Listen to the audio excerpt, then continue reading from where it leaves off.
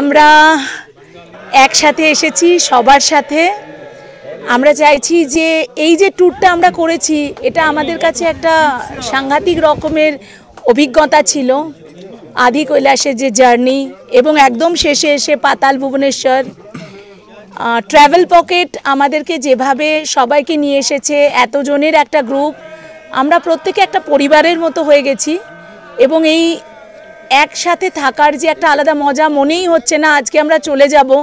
প্রত্যেকের সবার খুব মন খারাপ, কারণ একটা ফ্যামিলির মতো হয়ে গেছি আমরা প্রত্যেকে, এবং সেটা সম্ভব হয়েছে ট্রাভেল পকেটের জন্য। আমি চাইবো যে আমাদের বাংলার যত মানুষ আছেন অবশ্যই আদি কৈলাস আসবেন, এবং সঙ্গে সঙ্গে সবাই আলাদা আলাদাভাবে তো পারবেন না, তো ট্রাভেল পকেটের সাথে আসুন, মনে হবে যেন নিজের পরিবারের সাথে এসেছেন। কিছু स्वर्ग से पाताल तक अगर जाओ तो ट्रैवल पॉकेट का हाथ पकड़ो। क्या बात है।